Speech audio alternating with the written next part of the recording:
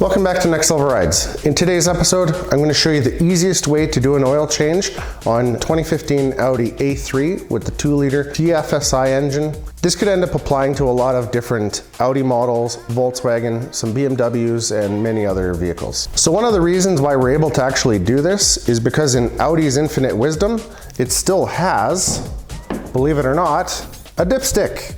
So with a dipstick, you can actually change the oil quite a bit easier, but I'm going to show you how. So of course BMWs, they don't end up having one of these for whatever reason. They went with a e-stick, e-sensor thing. I don't know. I guess Audi has one step above BMW, but it's only one.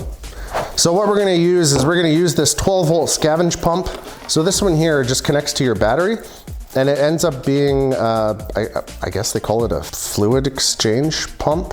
The one thing that I don't understand with Audi, and for whatever reason, the drain plug on these isn't your conventional 17 or a 15 mil Allen or hex head. This one is a one-time use plug by Audi that you need a special key for.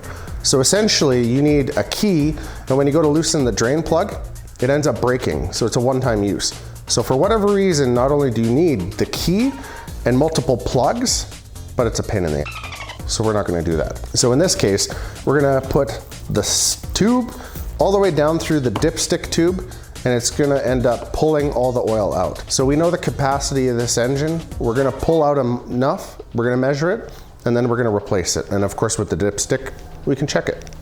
All right, first things first, we're gonna remove the engine cover on this one. Let's put it right up here so we remember what we're working on. And of course the oil fill is here on the timing cover. We have the dipstick just below it towards the front right here. And this is the oil filter here. So this one I believe uses a 26 mil socket. So I'll double check when I go to do that one. All right, so what we're gonna need here, I just have a cheap 32 mil Tecton socket off good old Amazon. I think they were all of maybe 20, 25 bucks. And we're gonna use a big old ratchet. So as you can see, that fits on there nice. Now, one thing that I recommend everyone to do, if you don't have a torque wrench, simply grab a yellow paint pen and make a mark like that. And then you know at least to turn it back to that spot for it to be torqued enough. We're gonna get a old jug. This one's nice because I can actually see the level of it, and the pump.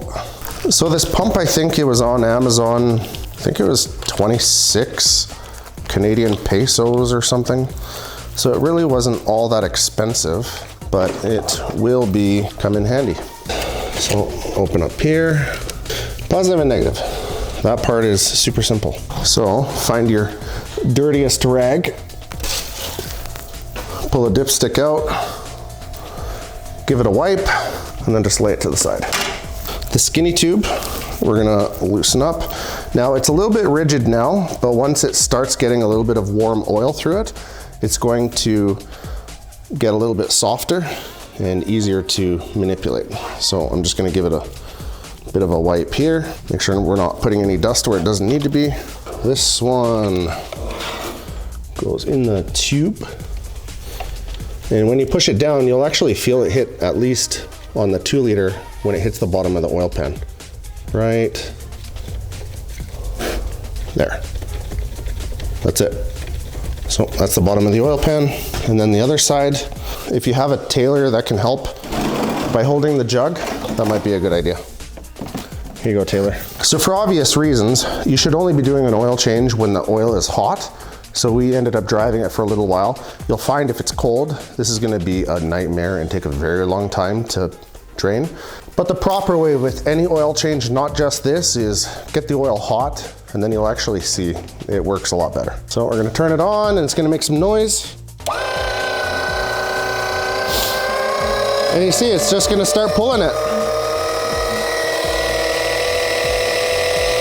So Taylor's gonna probably keep an eye on the level in the back. So you'll hear when it's done sucking the oil. Give the straw or tube a few wiggles just to make sure you get all the oil, and you'll be good to go.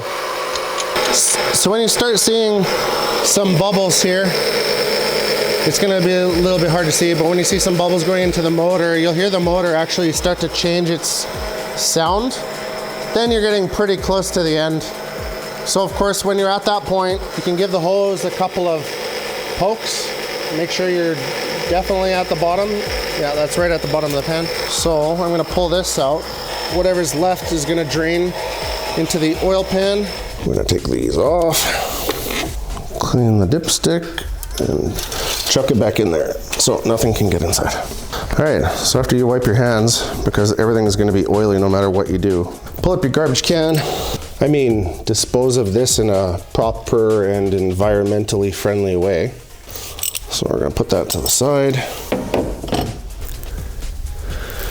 There we go.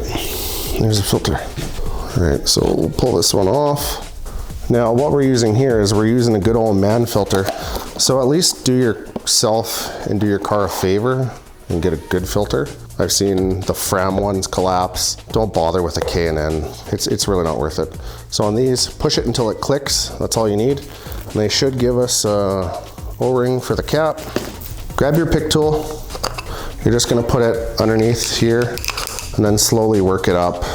So the new one, what you're gonna do is, since I have a little bit of oil on my gloves, just put the oil on the O-ring, just so when you go to tighten it down, it doesn't snag or anything. Now, some filter kits will come with 2 additional O-rings for these. So some do, some don't. If these aren't flat, you really don't need to change them. So in a lot of cases, they don't come with them. So same thing, work it all the way down to the bottom, check it all the way around, make sure everything is good to go. Now, when you go to throw it back in, you're gonna see right down the center here, this is what's gonna control the oil flow. So not that everyone needs to know, but you aim that right down the center, give it a little wiggle, and start tightening it. So you'll start to feel when it's going in the threads, and then it's in right there. So the squeaking is that oiled O-ring. So you can tighten it down as much as you can by hand. If there's any big resistance, stop. You're probably gonna rip it. But now if we're looking, you can see the yellow mark. Go slow, because again, you don't wanna wreck the O-ring, and you can see where it gets really tight. And then if I turn it, might be a little bit past, but gives you an idea. That's it. Oh, and we gotta put oil in it. Don't forget to put oil in it. So thoroughly clean your funnel so you don't induce any contaminants. Now this one here, because it's gonna sit right on a ridge, I need to be a little bit careful when I go to fill it. We're gonna be using Pennzoil Full Synthetic 5W30, just as they recommend. Can't remember the nicest way to do this. Maybe, Taylor, if I can borrow your hand. This is my biggest gripe with Audi. It makes sense that it would go into the timing cover, but you can't put a funnel in there. So what we're gonna do is we're gonna fill it to 4.5 liters. We're gonna start it, run it, let the oil circulate, check the dipstick, and we should be good to go. So one thing to keep in mind when you're checking the fluid level is a lot of the reason why you wanna run it is so that oil goes into the filter housing or into the cartridge filter, especially if you have one that screws up from the bottom, then it would definitely hold 500 mil kind of thing. So in this case, perfect. So while you're in here, you may as well do a quick visual check to see if there's anything else that may need attention. In this case, we have one of the timing phaser sensor cover things leaking a little bit, and there's a little bit of wear on the serpentine belt. So we're gonna order those, we're gonna change those. Nothing too crazy. Coolant level is a little on the low side, so it's really not too bad. So stare at the Audi, dry heave a little bit because it's not a BMW. Close the hood. All right, so we're gonna turn it on. So if I remember correctly, I'm gonna go into menu, car, service and control, service intervals, reset oil change interval. Are you sure? Yes, that's it. When you reset the intervals on this particular Audi and a lot of more modern vehicles, the interval is going to be 14,000 kilometers. Now, in this vehicle, we only reset it every 2 times. So we end up doing 2 oil changes in the 14,000 kilometers. Typically every roughly 8,000 kilometers, we'll do an oil change on this. I don't recommend going 14,000 kilometers, but I'm not an engineer. I don't work at BMW. I'm just a YouTube guy. Anyways, your car will thank you. Most modern vehicles The service intervals are simply just to get out of the warranty phase, and then if things break, BMW doesn't care because you're gonna have to pay for them, let alone Audi, Volkswagen, whatever else. So that's all for this one. As always, feel free to like and subscribe, and we'll see you guys in the next one. Scared the shit out of him. Okay, bye.